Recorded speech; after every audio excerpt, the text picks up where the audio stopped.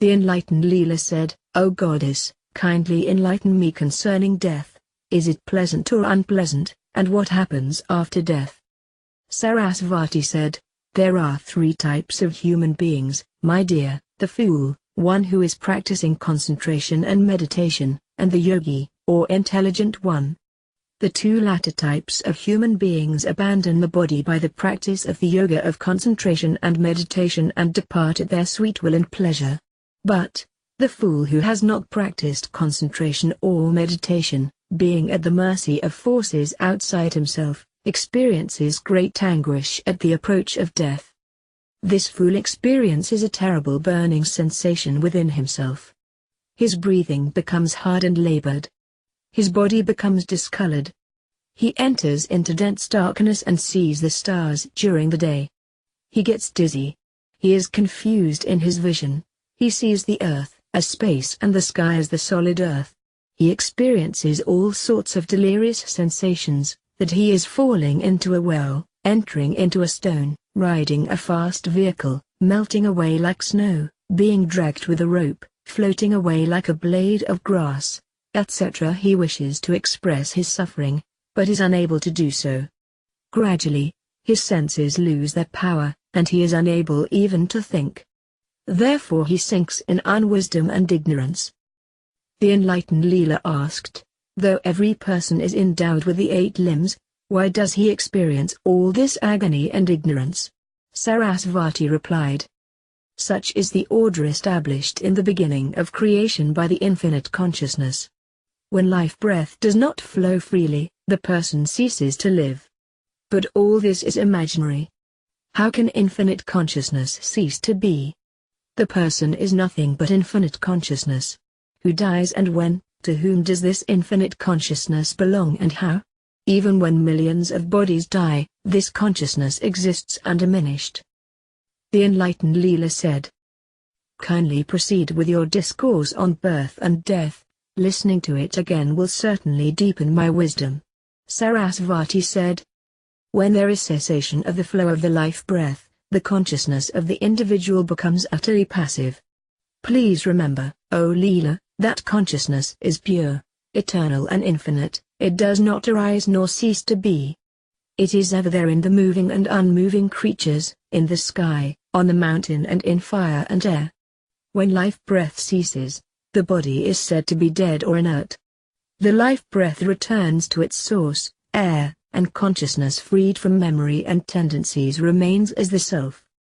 That atomic ethereal particle which is possessed of these memories and tendencies is known as the jiva, and it remains there itself, in the space where the dead body is.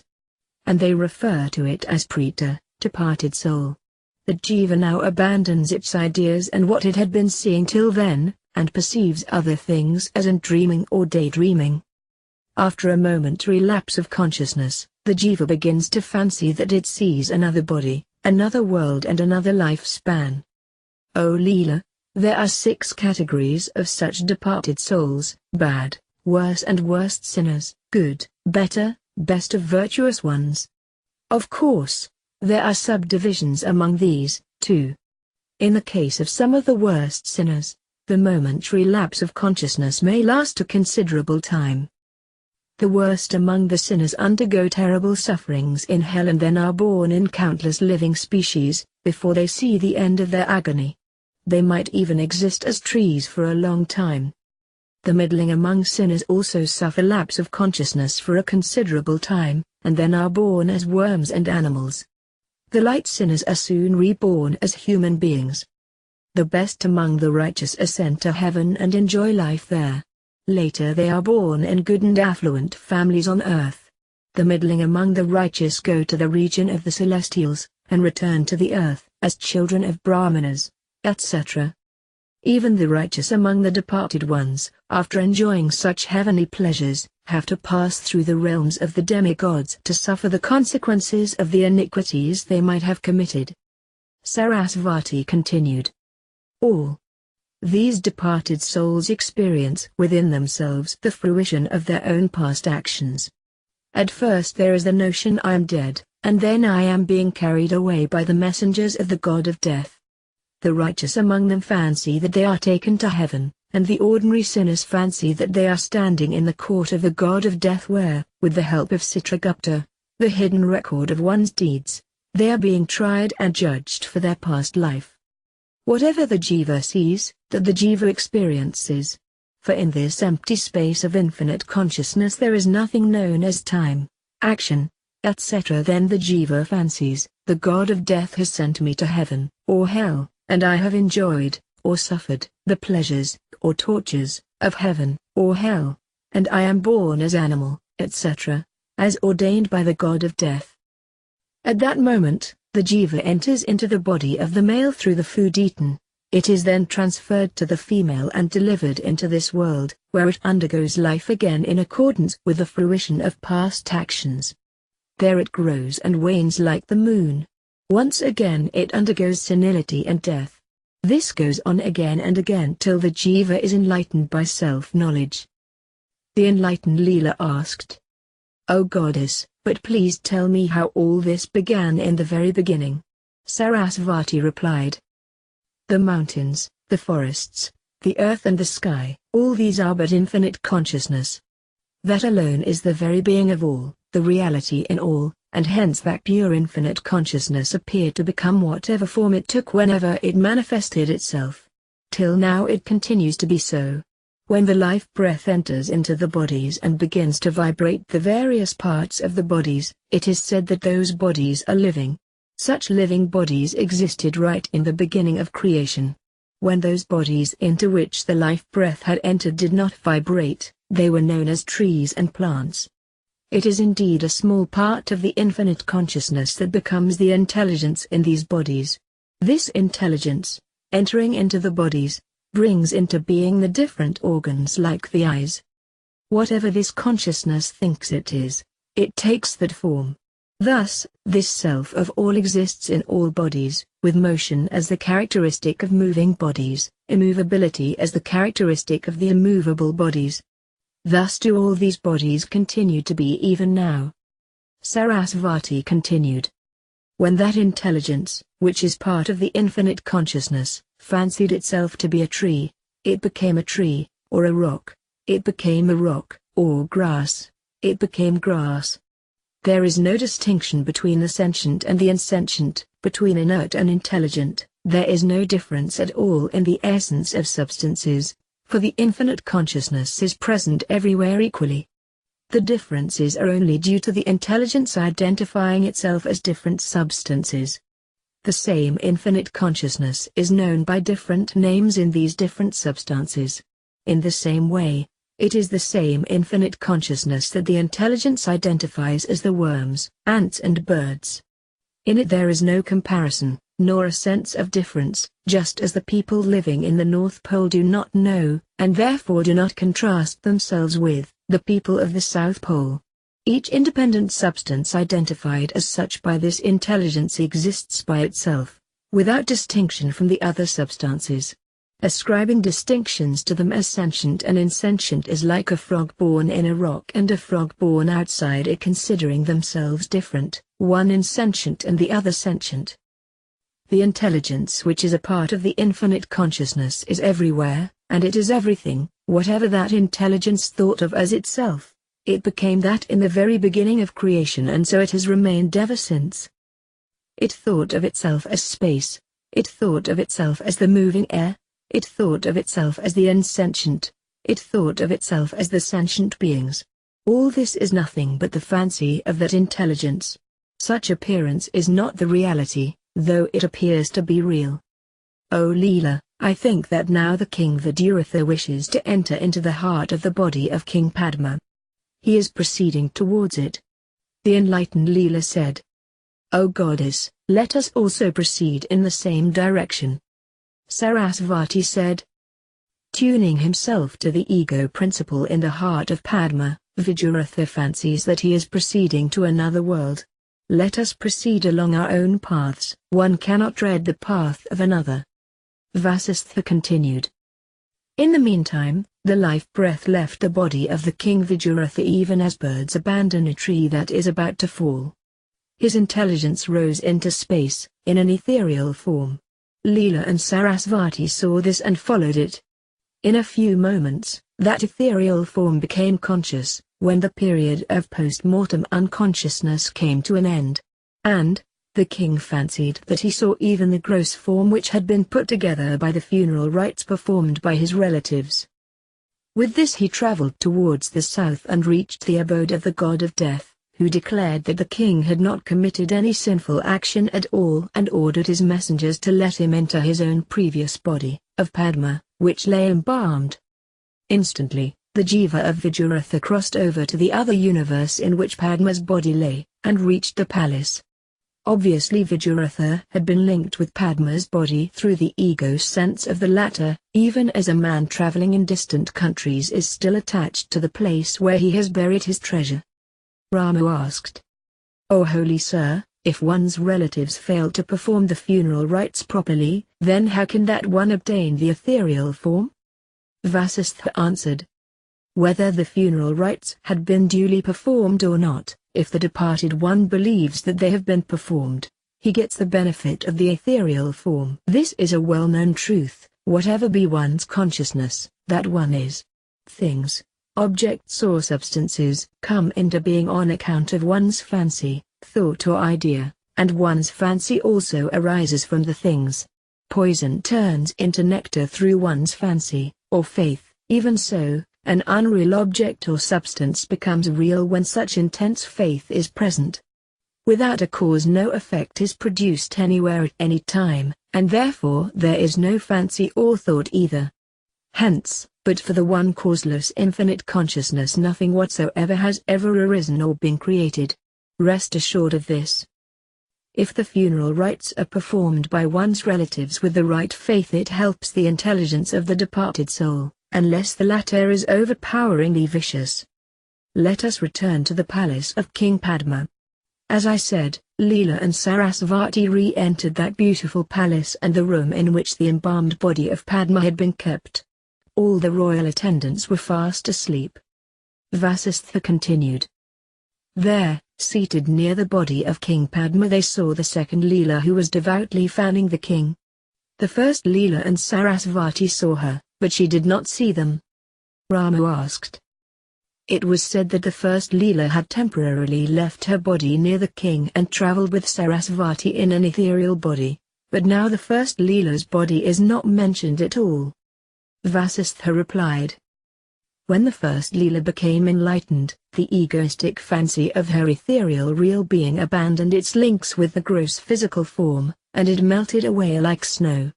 In fact, it was Leela's ignorant fancy that made it appear as if she had a physical body. It was as if one dreams and thinks I am a deer. On waking up and finding the deer missing, does one go about searching for it? In the mind of the deluded the unreal manifests itself, and when the delusion has been dispelled, like the realization that it is rope and not snake, there is no longer an ignorant fancy. This fanciful conviction that the unreal is real is deep-rooted by repeated imagination. Even without destroying it, one can move from one ethereal body to another, just as in dream one can take one form after another without abandoning the previous one. The yogi's body is truly invisible, ethereal, even though it appears to be visible in the eyes of the ignorant beholder.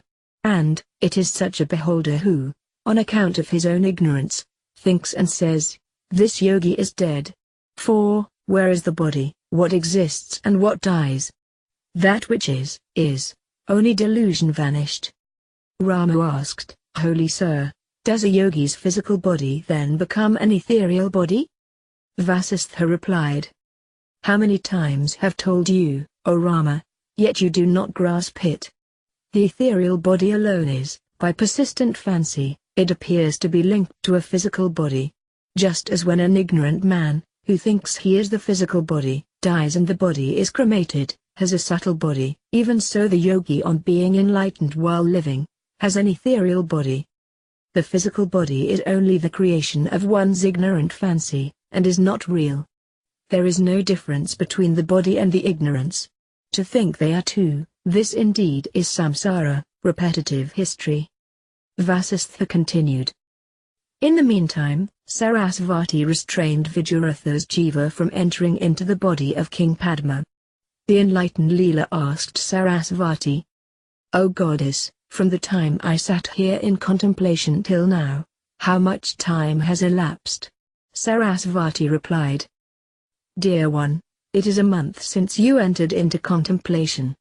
During the first 15 days, your body, on account of the heat generated by pranayama, became vaporized. Then it became like a dry leaf and fell down. Then it became rigid and cold. The ministers then thought that you had died of your own accord and cremated that body. Now, on account of your own wish you appear here in your ethereal body. In you there are no memories of past life nor latent tendencies brought forward from previous incarnation. For when the intelligence is established in the conviction of its ethereal nature, the body is forgotten. Even as in youth one forgets life as a fetus. Today is the 31st day and you are here. Come, let us reveal ourselves to this other Leela." When the second Leela saw them before her, she fell at their feet and worshipped them. Sarasvati asked her, "Tell us how you came here." The second Leela replied, "When I fainted in the palace of Vijayartha, I did not know anything for some time. I then saw that my subtle body rose to the sky and was seated in an aerial vehicle which brought me here. And I saw that Vijayartha was lying here asleep in a garden of flowers. I thought he was fatigued from battle and without disturbing him, I fanned him." Sarasvati immediately let Vijayartha's jiva enter the body. The king at once awoke as if from slumber. The two Leelas bowed to him. The king asked the enlightened Leela, "Who are you, who is she, and from where has she come?" The enlightened Leela replied, "Lord, I am your wife in your previous incarnation and your constant companion, even as a word and its meaning are. This Leela is your other wife, she is my own reflection, created by me for your pleasure.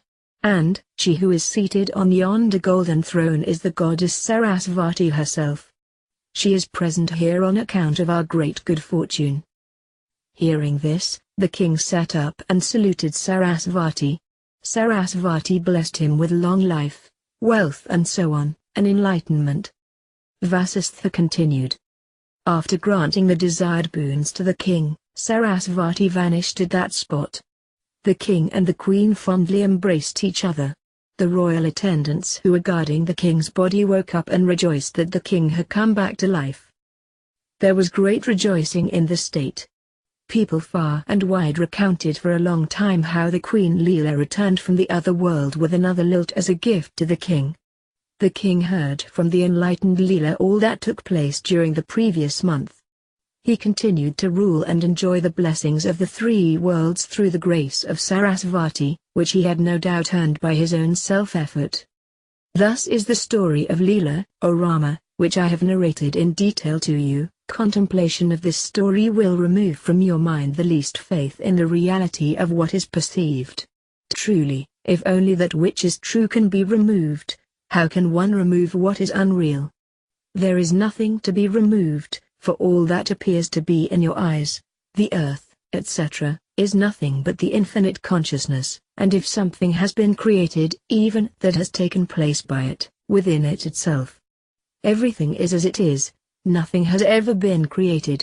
You may say that what appears to be is the creation of Maya, but then Maya itself is not real. Rama said, "Lord, what a grand vision of the ultimate truth you have given me. But, Holy One, there is an insatiable hunger in me for the nectar of your enlightening words. Pray, explain to me the mystery of time. In the story of Leela sometimes a whole lifetime was spent in 8 days, sometimes in 1 month. I am puzzled. Are there different time scales in different universes?" Vasistha replied, "O Rama, whatever one thinks within oneself in his own intelligence, that alone is experienced by him. Even nectar is experienced as poison by him who fancies it is poison. Friends become enemies and enemies become friends, depending upon one's inner attitude.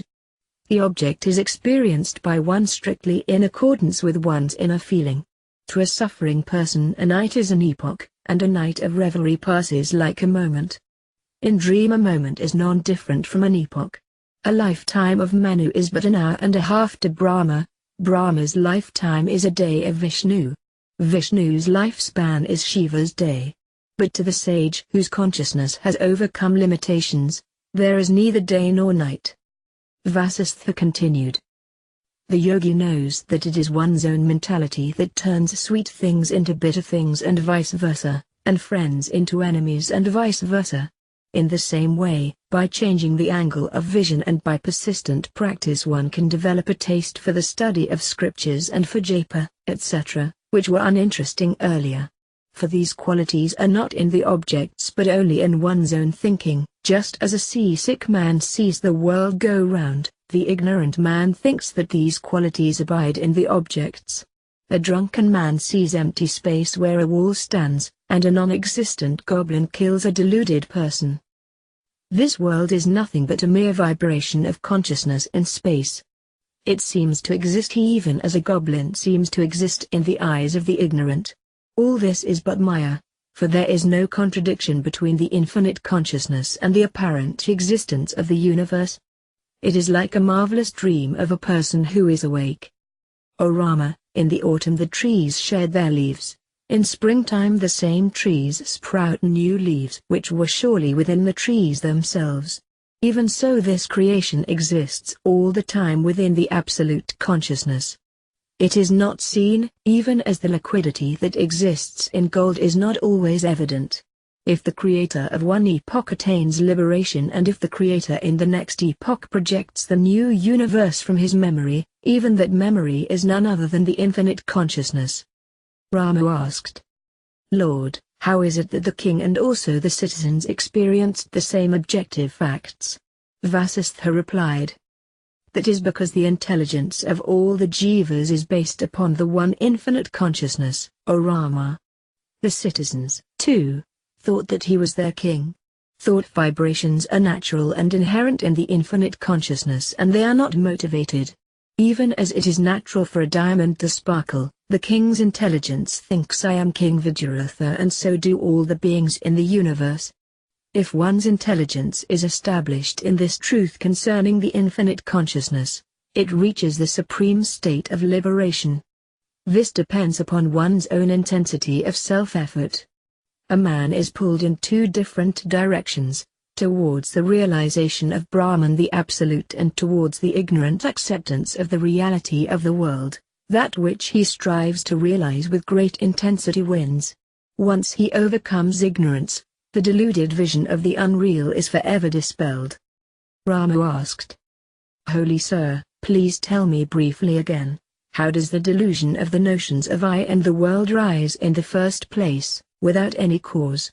Vasistha replied, as all things are equally indwelt by intelligence, so at all times in every way the uncreated is all, the self of all. We use the expression all things. It is only a figure of speech, for only the infinite consciousness or Brahman exists. Just as there is no division between a bracelet and gold, no division between waves and water, there is no division between the universe and the infinite consciousness. The latter alone is the universe as such is not the infinite consciousness, just as the bracelet is made of gold but gold is not made of bracelet. Just as we refer to a man and his limbs as being one and the same, we refer to the presence of the infinite consciousness as all beings, which does not imply division in it. In that infinite consciousness there is an inherent non-recognition of its infinite nature. That appears to manifest as I and the world. Just as there is an image in a marble slab, even if it has not been carved, even so this notion of I and the world exists in the infinite consciousness. Even as in a calm sea the waves exist in their potential state, the world exists in its potential state in the infinite consciousness, and that is known as its creation. The word creation has no other connotation. No creation takes place in the Supreme Being or the infinite consciousness, and the infinite consciousness is not involved in the creation. They do not stand in a divided relationship to each other. This infinite consciousness regards its own intelligence in its own heart, as it were, though it is non-different from it even as wind is non-different from its own movement.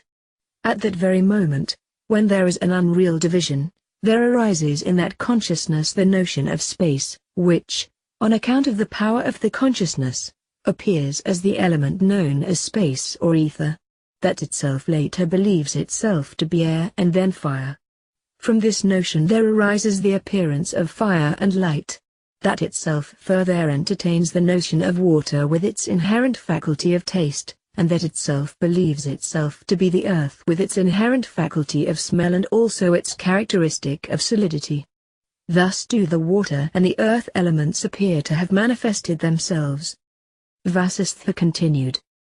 At the same time, the same infinite consciousness held in itself the notion of a unit of time equal to 1/1,000,000th of the twinkling of an eye, and from this evolved the time scale right up to an epoch consisting of several revolutions of the 4 ages, which is the lifespan of one cosmic creation.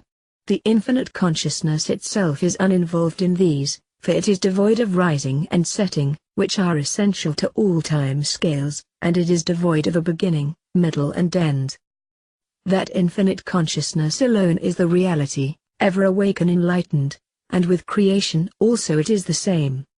That infinite consciousness alone is the unenlightened appearance of this creation, and even after this creation it is the same always. It is ever the same. When one realizes in the self by the self that consciousness is the absolute Brahman, then he experiences it as all, even as the one energy dwelling in all his limbs. One can say that this world appearance is real only so far as it is the manifestation of consciousness and because of direct experience, and it is unreal when it is grasped with the mind and the sense organs. Wind is perceived as real in its motion, and it appears to be non-existent when there is no motion. Even so this world appearance can be regarded both as real and unreal. This mirage-like appearance of the 3 worlds exists as non-different from the absolute Brahman. The creation exists in Brahman just as the sprout exists in the seed, liquidity in water, sweetness in milk, and pungency in capsicum, but in ignorance it appears to be different from and independent of Brahman.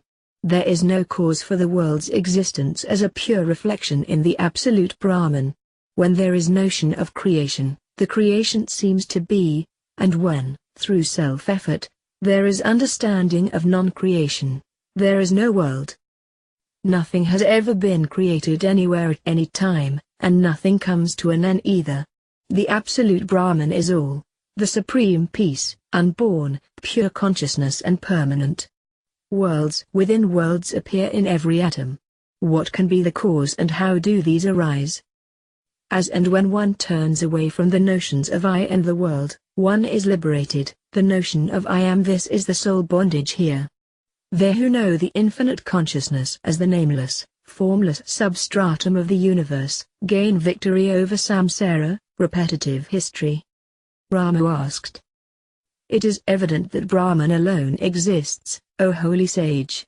But, then why do even these sages and men of wisdom exist in this world, as if so ordained by God? And what is God? Vasistha replied. There does exist, O Rama, the power or energy of the infinite consciousness, which is in motion all the time. That alone is the reality of all inevitable futuristic events, for it penetrates all the epochs in time. It is by that power that the nature of every object in the universe is ordained. That power, Sit Sakti, is also known as Mahusatta, the great existence, Mahasiti, the great intelligence, Mahusakti, the great power, Mahadsti, the great vision, Mahakraya, the great doer or doing, Mahadbhava, the great becoming, Mahaspanda, the great vibration. It is this power that endows everything with its characteristic quality. But this power is not different from or independent of the absolute Brahman. It is as real as a pie in the sky. Sages make a verbal distinction between Brahman and the power and declare that creation is the work of that power. The distinction is verbal, even as one speaks of the body, as a whole, and its parts. The infinite consciousness becomes aware of its inherent power, even as one becomes aware of the limbs of his body. Such awareness is known as Nati, the power of the Absolute that determines nature. It is also known as Deva or divine dispensation. That you should ask me these questions is ordained by Nati, and that you should act upon my teaching is also ordained by Nati. If one says, the divine will feed me and remains idle, that also is the work of Nati. This Nati cannot be set aside even by gods like Rudra. But, wise men should not give up self-effort because of this, for Nati functions only as and through self-effort. This Nati has two aspects, human and superhuman. The former is seen where self-effort bears fruit and the latter where it does not. If one remains idle, depending upon Nati to do everything for him, he soon discovers that his life departs, for life is action. He can, by entering into the highest superconscious state, stop the breath and attain liberation, but then that is indeed the greatest self-effort. The infinite consciousness alone appears as one thing in one place and another in another place. There is no division between that consciousness and its power, as there is no division between wave and water, limbs and the body. Such division is experienced only by the ignorant. Rama asked, when the only reality is the infinite consciousness and its own inherent kinetic power, how does the jiva acquire an apparent reality in the secondless unity?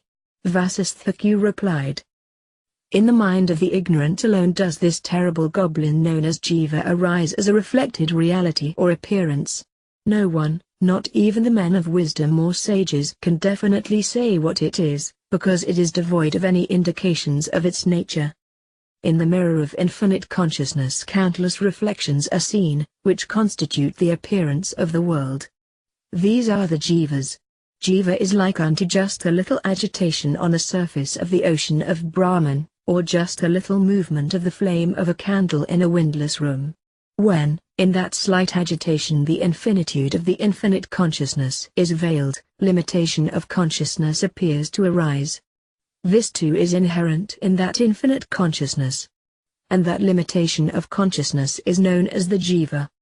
Just as when a spark from a flame comes into contact with flammable substance it bursts into an independent flame, even so this limitation of consciousness, when it is fed by latent tendencies and memories, condenses into egotism, I-ness. This I-ness is not a solid reality, but the jiva sees it as real, like the blueness of the sky. When the egotism begins to entertain its own notions, it gives rise to the mind stuff, the concept of an independent and separate jiva, mind, maya or cosmic illusion, cosmic nature, etc.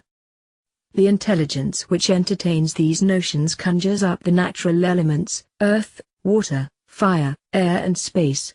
Associated with these, the same intelligence becomes a spark of light, though it is the cosmic light in truth. It then condenses into countless forms, somewhere it becomes a tree, etc., somewhere a bird, etc., somewhere it becomes a goblin, etc., somewhere it becomes demigods, etc. The first of such modifications becomes the creator Brahma and creates others, by thought and will. Thus the vibration in consciousness alone is the jiva, karma, God, and all the rest follows. Creation, of the mind, is but agitation in consciousness, and the world exists in the mind. It seems to exist because of imperfect vision, imperfect understanding. It is really not more than a long dream. If this is understood, then all duality will come to an end, and Brahman, Jiva, mind, Maya, doer, action, and the world will all be seen as synonymous with the one non-dual infinite consciousness. Vasistha continued. The one never became many, O Rama. When many candles are kindled from another, it is the same flame which burns in all candles. Even so, the one Brahman appears to be many. When one contemplates the unreality of this diversity, he is freed from sorrow. Jiva is nothing more than the limitation of consciousness. When the limitation goes, there is peace. Even as for one who wears shoes the whole world is paved with leather. What is this world? Nothing but an appearance. Even as a plantain stem is nothing but leaves. Even as liquor is able to make one see all sorts of phantasms in the empty sky, mind is able to make one see diversity in unity. Even as a drunkard sees a tree moving, the ignorant one sees movement in this world. When the mind perceives duality, then there is both duality and its counterpart which is unity. When the mind drops the perception of duality, there is neither duality nor unity. When one is firmly established in the oneness of the infinite consciousness, whether he is quiet or actively engaged in work, then he is considered to be at peace with himself. When one is thus established in the supreme state, it is also known as the state of non-self or the state of knowledge of the void or emptiness. On account of the agitation of the mind, consciousness appears to become the object of knowledge. Then there arise in the mind all sorts of false notions like I am born etc. Such knowledge is not different from the mind. Hence it is known as ignorance or delusion. To rid oneself of the disease of this samsara or world appearance, there is no remedy but wisdom or self-knowledge. Knowledge alone is the cure for the wrong perception of a snake in the rope. When there is such knowledge, then there is no craving in the mind for sense pleasure which aggravates the ignorance. Hence, if there is craving, do not fulfill it. What difficulty is there in this? When the mind entertains notions of objects, there is agitation or movement in the mind, and when there are no objects or ideas, then there is no movement of thought in the mind. When there is movement, the world appears to be; when there is no movement, there is cessation of world appearance. The movement of thought itself is called jiva, cause and action, that is the seed for world appearance. Then follows the creation of the body. Vasistha continued. On account of various causes, there is this movement of thought. Someone is freed from this in one lifetime, and someone else is freed in 1,000 births. When there is movement of thought one does not see the truth, and then there is the feeling of I am, this is mine etc. The world appearance is the waking state of consciousness, egotism is the dreaming state, the mind stuff is the deep sleep state, and pure consciousness is the fourth state or uncontradicted truth. Beyond even this fourth state there is absolute purity of consciousness. One who is established in it goes beyond sorrow. The world appearance is said to have the absolute Brahman as its cause, in just the same way as the sky, space, is the cause of the growth of a tree. Since the sky does not obstruct its growth, it promotes or causes it. In fact, Brahman is not an active causative factor, and this is revealed by inquiry. Even as one digging the solid earth finds empty space as he continues to dig, when the inquiry is continued, you will find the truth that all this is none other than the infinite consciousness. Rama asked, "Pray, tell me how this creation becomes so extensive."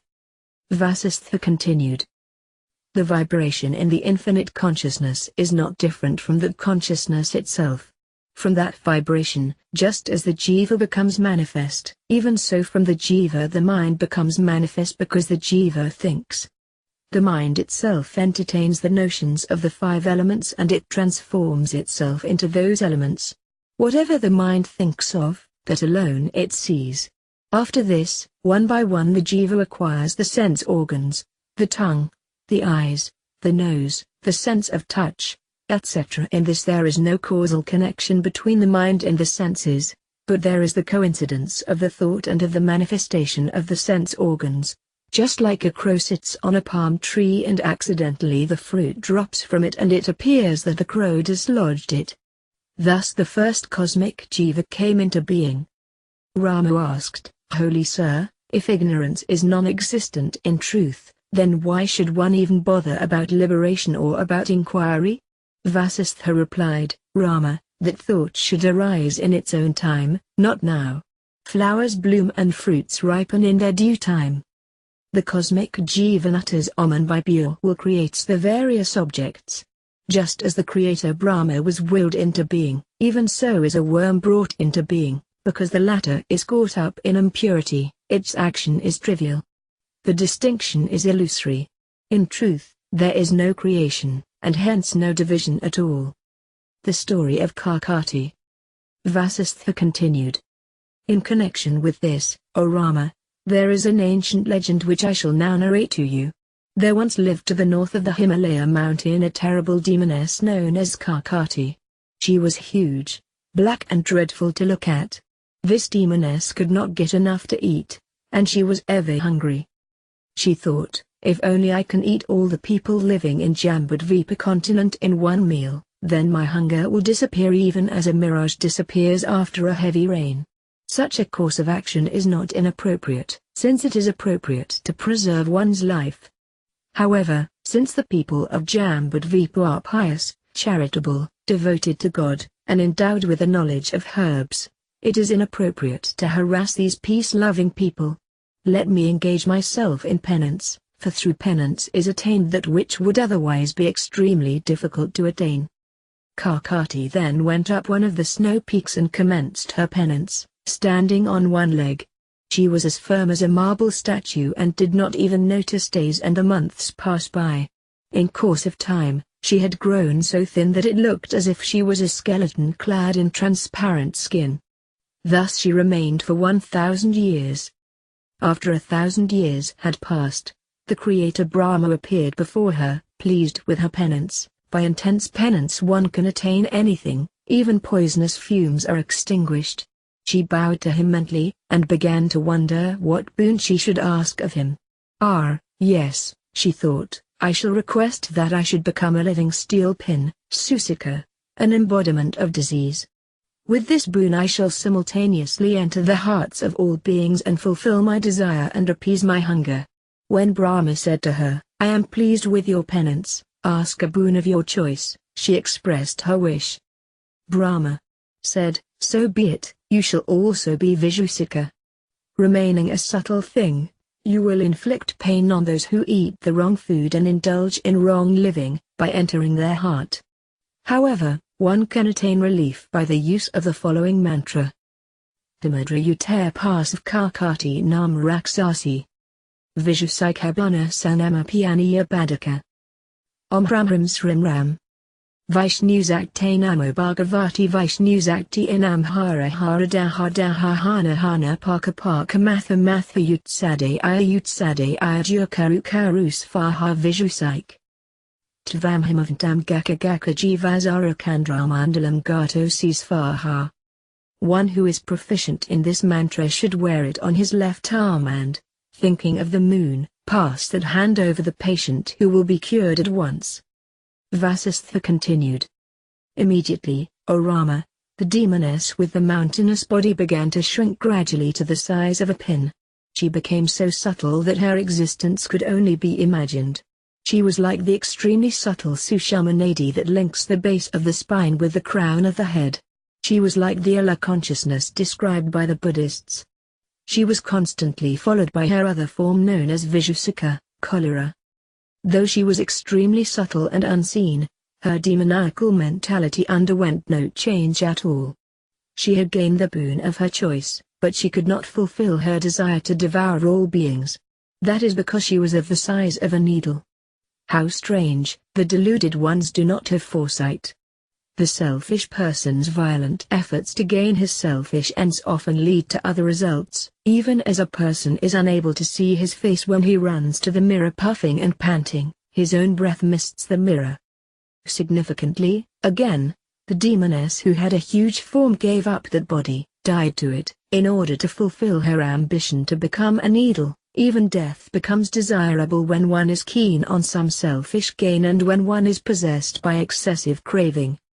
Vishusika was radiant and was as subtle as the aroma of flowers.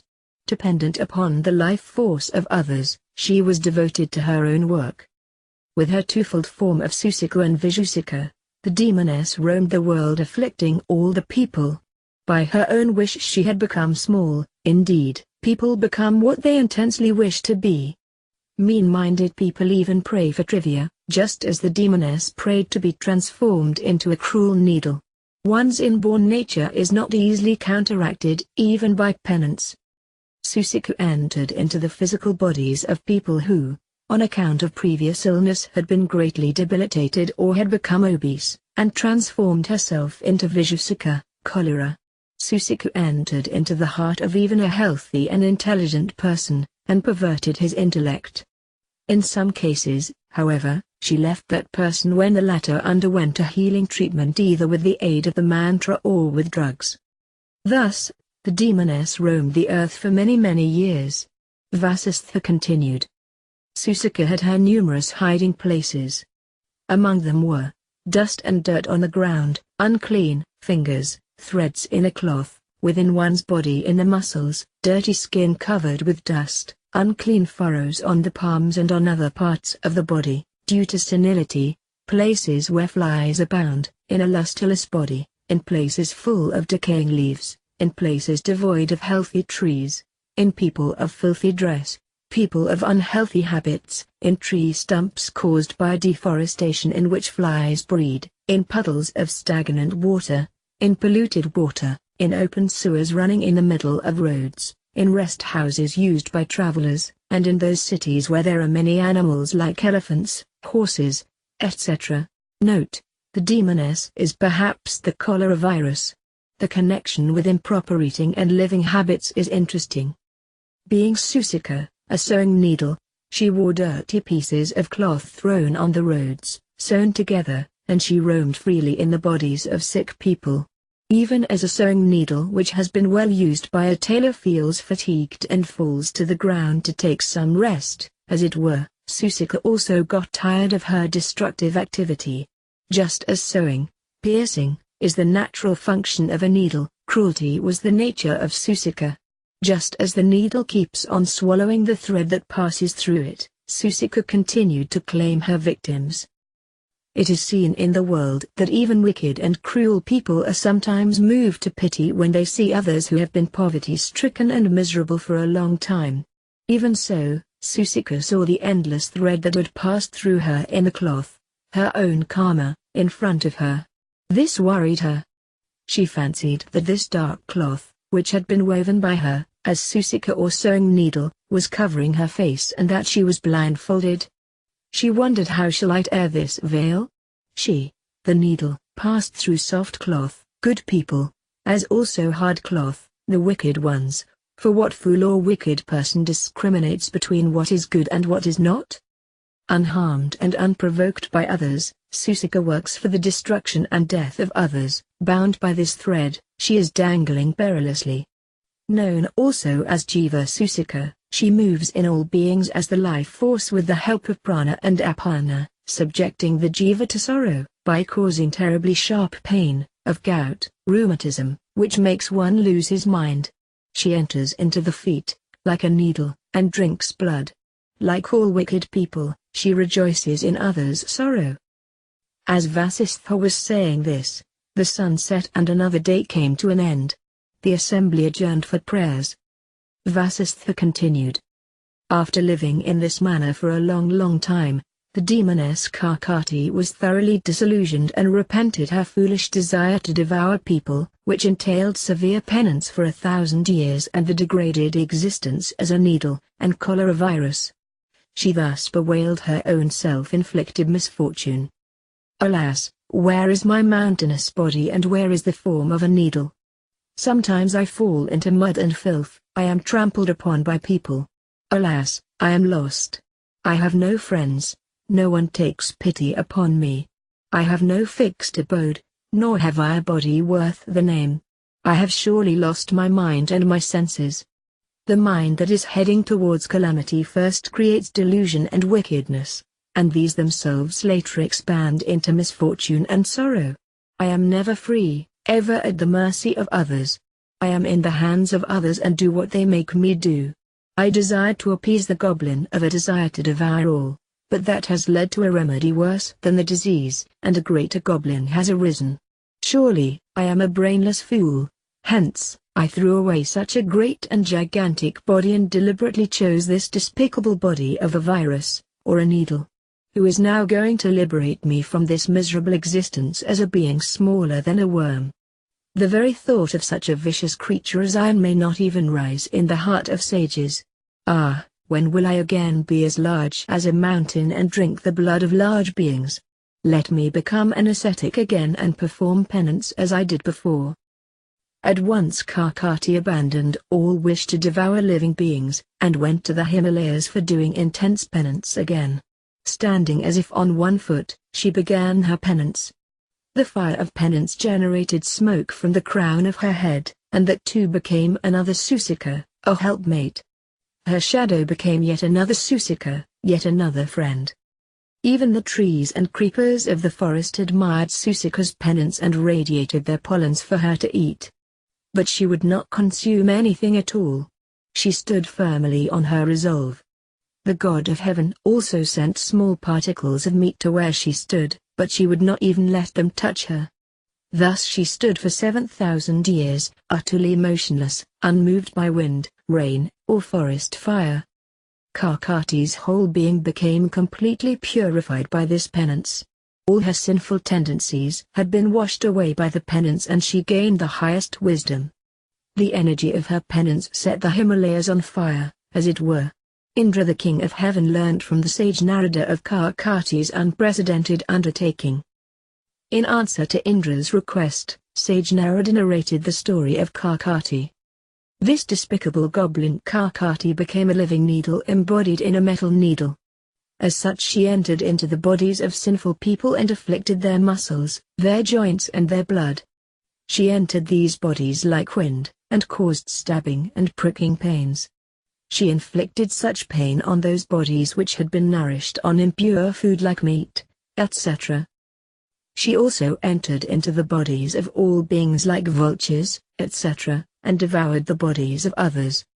On account of the power of her penance she had acquired the faculty of entering into the mind and heart of all, and participating in all that the host did. What is impossible to one who is invisible and subtle like the wind. However, since she sometimes liked some beings more than others and some pleasures more than others, on account of her impure tendencies, she became bound to them and hovered over them. She roamed freely, but when there was trouble she returned to the needle body, as ignorant people do in times of trouble. Yet, she was not satisfied physically. Only an existential factor can undergo appropriate experiences. How can a non-existent body experience satisfaction? Thus dissatisfied, Susika was miserable. In order to regain her previous body as a gigantic goblin, she began to perform penance again. She entered the body of a vulture which flew to the peak of the Himalayas where the vulture deposited the needle and flew off.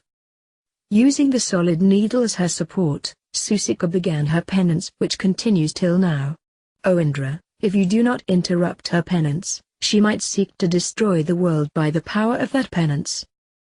Vasistha continued. Hearing this, Indra commissioned Vayu the wind god to find out the exact spot where Susika dwelt. Vayu wafted through all the different planetary systems in the universe and finally entered the earth plane and descended upon the Himalayas where, on account of its proximity to the sun, there was no vegetation and the whole area looked like an arid desert. Vasistha continued. In the Himalayas, Vayu saw the ascetic Susika standing like another peak of the mountain. As she was not eating anything at all she had become almost completely dried up. When Vayu, winged, entered her mouth, she threw it out again. And again. She had withdrawn her life force to the crown of her head and stood as a perfect yogini. Seeing her, Vayu was amazed and lost in wonderment. He could not even talk to her. Convinced that she was engaged in supreme penance he forthwith returned to heaven where he reported to Indra. Lord, in the Jambudvipa continent Susika is performing unprecedented penance. She does not even let wind enter her mouth. And to overcome hunger, she has turned her stomach into solid metal. Pray, get up at once and approach the Creator Brahma to appease her by granting her the desired boon. Or else, the power of her penance might burn us all up. Thereupon, Indra went to Brahma, and in answer to his prayer, Brahma went to where Susika was engaged in penance. In the meantime, Susika had become totally pure by her penance. Only her own two other forms, her shadow, and the fire of her austerities, were witness to her penance. By coming into contact with her, even the air around her and the particles of dust near her had attained final liberation. At this time, she had gained direct knowledge of the supreme causeless cause of all by her own examination of the intelligence within her. Surely, direct inquiry into the movements of thought in one's own consciousness is the supreme guru or preceptor, O Rama, and no one else. Brahma said to her, ask a boon, though since she had no sense organs, she experienced this within herself. She reflected within herself in response to this, I have reached the realization of the Absolute, and there are no doubts or wants in me. What shall I do with boons? When I was an ignorant girl, I was haunted by the goblin of my desires. Now, through self-knowledge, that ghost has been laid.